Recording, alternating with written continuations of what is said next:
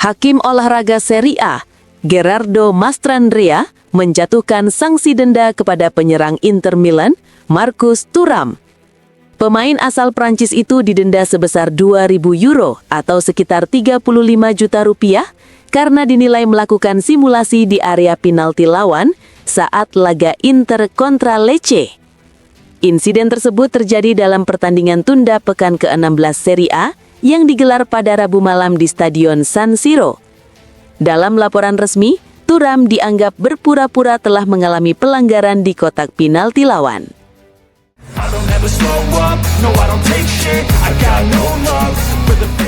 Wasit Marco Di Bello ditunjuk untuk memimpin pertandingan Udinese kontra Inter Milan pada lanjutan Serie A pekan ke-21.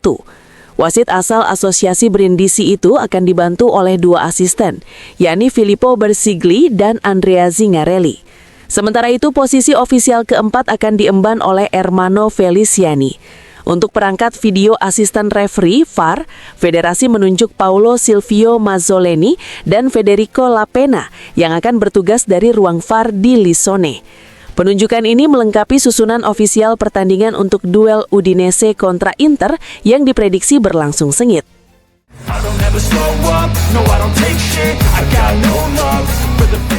Pertemuan antara Inter Milan dan Udinese dalam ajang Serie A dikenal sebagai duel yang kerap menghadirkan banyak gol.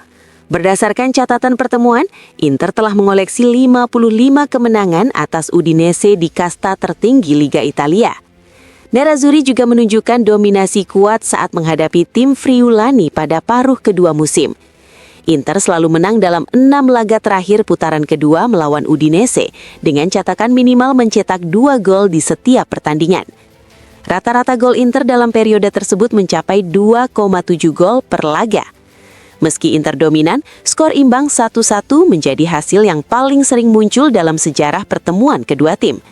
Skor tersebut tercatat terjadi sebanyak 13 kali dengan kejadian terakhir pada 26 Agustus 2007. Inter juga tercatat selalu mencetak gol dalam 11 pertemuan terakhir kontra Udinese dengan rata-rata 2,5 gol per pertandingan. Khusus saat bermain di markas Udinese, Inter telah mengemas 76 gol, jumlah yang hanya kalah dari Juventus sebagai tim dengan torehan gol terbanyak di kandang Udinese.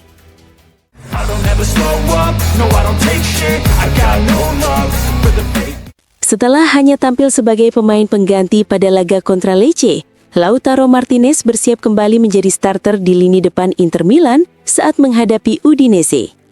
Penyerang andalan Nerazzurri itu diproyeksikan memimpin serangan sejak menit awal dalam lanjutan Serie A. Catatan Lautaro melawan Udinese terbilang impresif. Penyerang asal Argentina tersebut telah mencetak 6 gol ke gawang tim Friulani di Serie A yang tersebar dalam 5 pertandingan berbeda. Musim ini, Lautaro juga menunjukkan ketajaman saat bermain di kandang lawan dengan torehan 5 gol tandang. Jika kembali mencetak gol ke gawang Udinese, ia berpeluang menorehkan catatan spesial dengan masuk ke dalam kelompok elit pemain Eropa. Lautaro berpotensi bergabung dengan Harry Kane dan Kylian Mbappe sebagai pemain yang mampu mencetak lebih dari 5 gol tandang dalam masing-masing dari 7 musim terakhir di 5 liga top Eropa.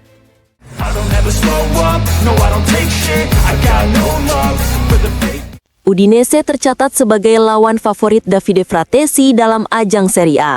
Hingga kini, gelandang Inter Milan tersebut telah mencetak 5 gol ke gawang tim Friulani, jumlah yang setidaknya 3 gol lebih banyak dibandingkan torehan Fratesi saat menghadapi tim lain di kompetisi yang sama. Catatan tersebut semakin menegaskan kedekatan Fratesi dengan laga melawan Udinese. Bahkan, gol terakhir pemain bernomor punggung 16 itu di Serie A juga tercipta saat menghadapi tim berjuluk Bianconeri tersebut. Momen itu terjadi pada 30 Maret 2025 di Stadion San Siro, ketika Inter berhasil meraih kemenangan 2-1 atas Udinese.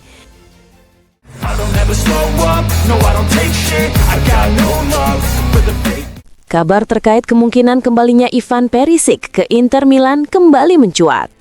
Jurnalis transfer ternama Fabrizio Romano mengungkapkan bahwa pemain asal Kroasia tersebut terbuka untuk kembali mengenakan seragam Nerazzurri, bahkan dengan peran yang berbeda dibanding status bintangnya saat ini bersama PSV Eindhoven.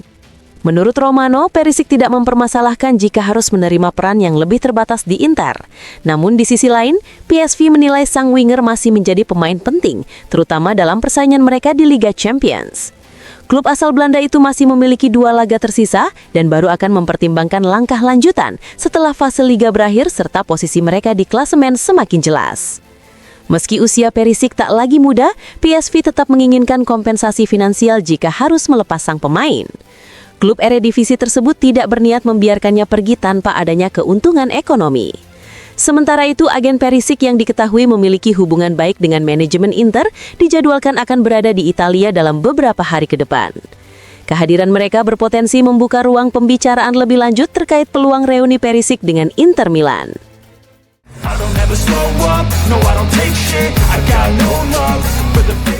Setelah mendapatkan jatah istirahat penuh pada Rabu malam, Federico Di Marco dipastikan kembali mengisi posisi bek sayap kiri Inter Milan saat menghadapi Udinese.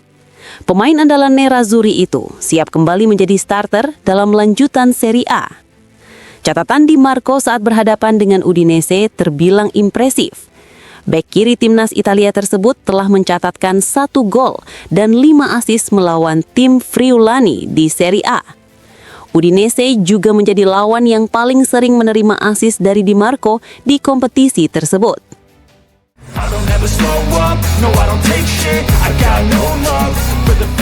Derby Inter Milan kontra AC Milan yang melibatkan persaingan di papan atas klasemen dinilai sangat menarik. Hal tersebut diungkapkan Fabio Capello dalam analisanya di La Gazzetta dello Sport. Mantan pelatih legendaris Italia itu menyoroti perbedaan mencolok antara 2 sosok di pinggir lapangan, Massimiliano Allegri dan Christian Chivu. Menurut Capello, Allegri hadir sebagai pelatih dengan pengalaman panjang dan kemampuan manajerial yang matang dalam berbagai situasi, baik saat tim berada dalam euforia maupun ketika menghadapi masa sulit.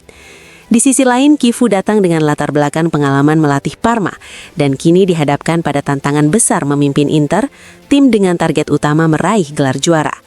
Capello menilai pengalaman Allegri yang telah merasakan berbagai dinamika persaingan, termasuk resiko berada di puncak klasemen, berbanding terbalik dengan situasi Chivu.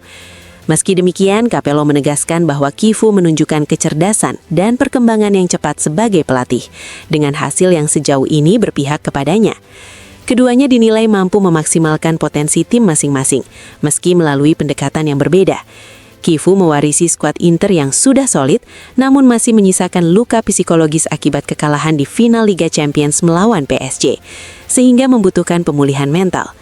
Sementara itu, Allegri harus membangun ulang skuad Milan dari awal. Meski memiliki perbedaan latar belakang, Capello melihat satu kesamaan penting antara Allegri dan Chivu, yakni kepribadian kuat. Allegri memiliki karisma yang sudah teruji, sedangkan Chivu dinilai mampu menjamin pertumbuhan tim secara konsisten. Hasil positif yang diraih Inter hingga memuncaki klasemen disebut sebagai bukti nyata kerja sang pelatih muda. Namun Capello menegaskan bahwa perebutan Scudetto belum bisa disebut sebagai urusan eksklusif kota Milan. Persaingan masih terbuka lebar. Ia juga mengingatkan faktor fisik dan kebugaran akan sangat menentukan ke depan, terutama karena Milan memiliki keuntungan memainkan jumlah pertandingan yang lebih sedikit dibanding Inter. Menurut Capello, Allegri bisa bekerja dengan lebih tenang karena jadwal yang lebih longgar. Sementara itu, bagi Inter, finish di 8 besar fase Liga Champions menjadi target penting agar terhindar dari tambahan 2 laga pada Februari. Selain berdampak pada fisik, faktor tersebut juga krusial secara psikologis, mengingat selalu ada risiko efek mental negatif jika Inter terpeleset di kompetisi Eropa dan bayang-bayang masa lalu kembali muncul.